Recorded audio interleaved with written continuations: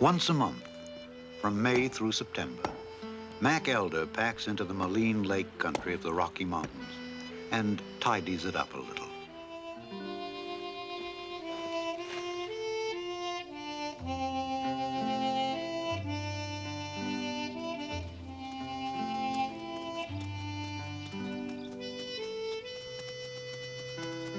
Mac's work is somehow an act of homage to a world that created us.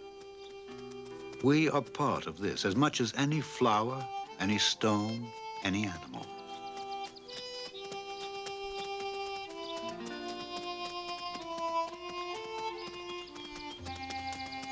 It is wild country. There are a few trails. Otherwise, it is all lake, mountains, forest, and wildlife. It is pure wilderness.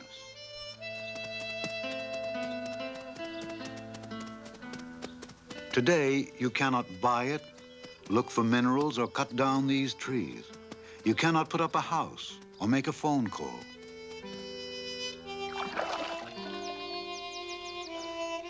But you can come and stay here in a tent.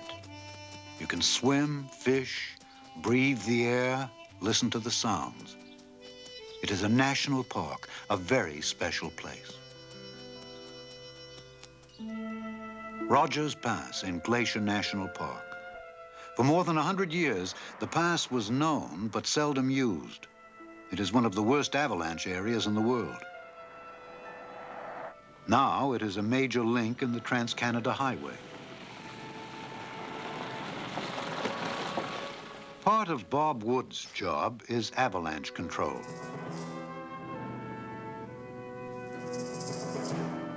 At critical points, huge avalanche sheds have been built, but the snow reaches depths of 40 feet, and the entire highway must be kept clear and safe.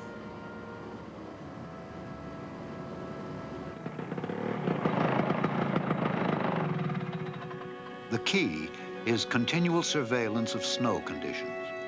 Snow, like everything in nature, ages. New snow, with its delicate crystal structures, tends to interlock. Within days, even hours, however, it becomes coarse, like grains of salt.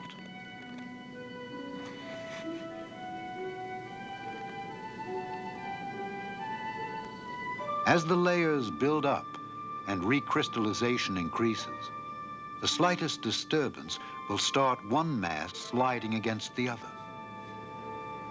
The solution in Rogers Pass is to trigger the avalanche before the depths of snow become too great. Units of the Canadian Armed Forces are on alert 24 hours a day.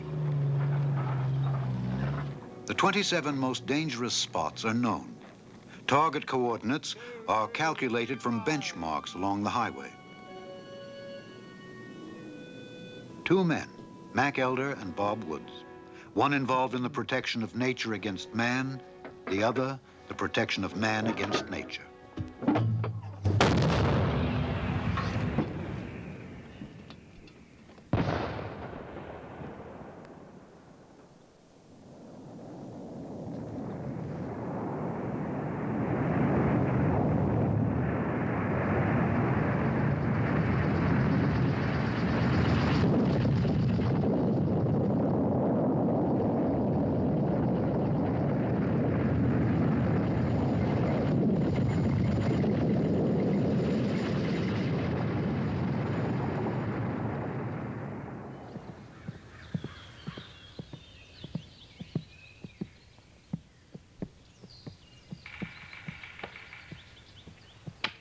With this gun, Park Warden George Babbage is not a killer. At Elk Island National Park near Edmonton, the wood buffalo lives in its natural state. Once threatened with extinction, it now receives special protection to build up its numbers.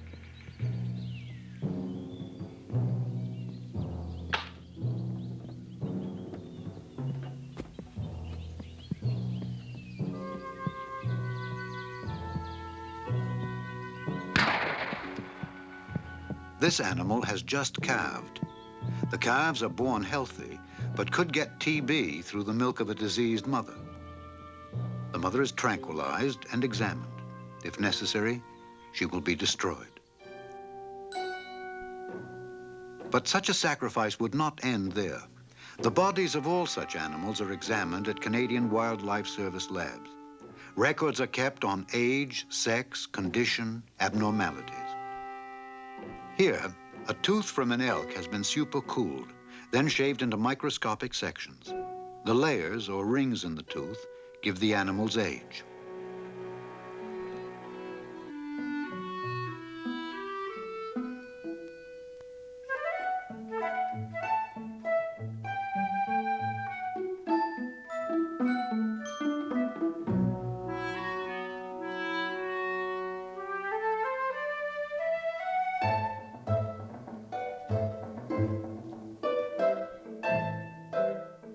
If our technology has threatened to destroy nature, it has equally given us the means to maintain it. These are rainbow trout. They've been raised in a series of artificial ponds in Jasper National Park, 200 miles north of Banff. The fish from these ponds are used to restock nearly all of the national park lakes in Western Canada. The fish are kept until they're 1 year old. On moving day, they're first put into a tranquilizing bath, then into a plastic bag, and oxygen is added.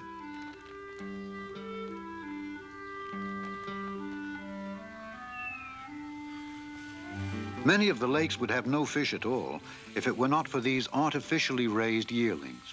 For if the lakes are frozen early in the autumn and heavy snow blocks out sunlight, the entire fish population can die from lack of oxygen.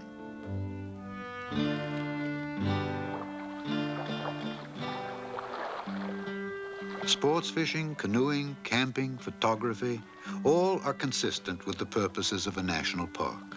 Recreation, enjoyment, solitude. That's why these fellows are here.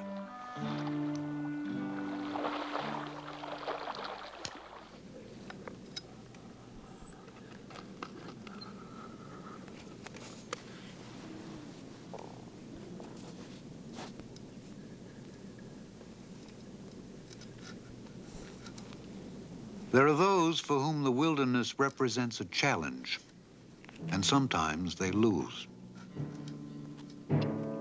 It does not take much. A small slip, a split second off balance, and it can be worth your life.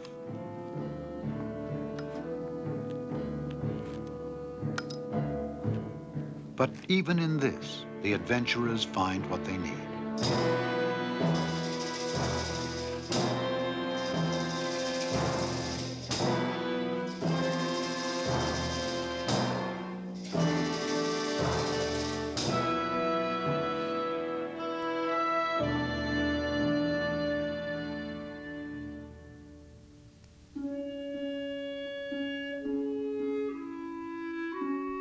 The technology applied in our national parks is no longer only that of the axe, the gun, and the ground sheet. Naturalist Bill Wyatt is 29. He has a BA in zoology. Part of his job is studying the fox snake population at Point Pelee National Park in southwestern Ontario. Each snake, when captured, is marked, and its characteristics are recorded. Each one has its own dossier. Then it is released. When captured again, the new location is marked and all new data compared with the old. Each year, Bill adds a few more clues.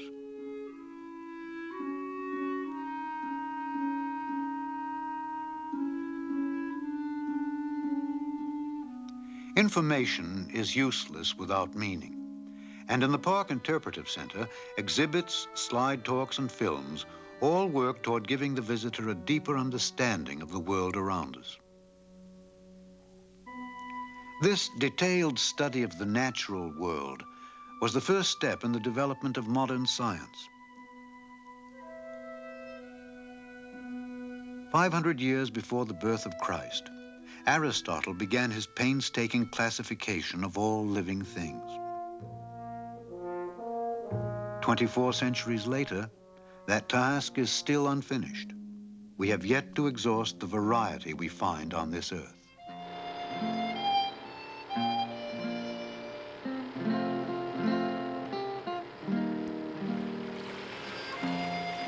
To record and interpret the unique combination of geology, climate, animals, and plant life of each park, naturalists like Bob Gray undertake field trips throughout the year.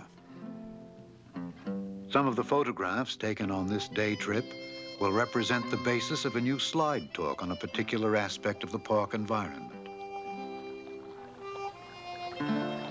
For each one of us, there is something, from pure wilderness and unmarked trails to group tours for an afternoon.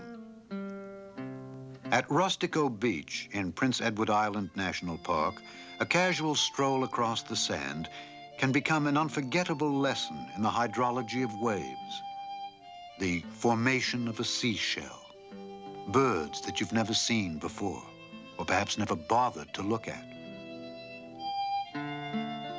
Perhaps it is this enormous variety of experiences that pulls us away from our cities, experiences that sound age-old echoes in us, the curiosity about other animals and forms, the feeling of sun and wind and solitude.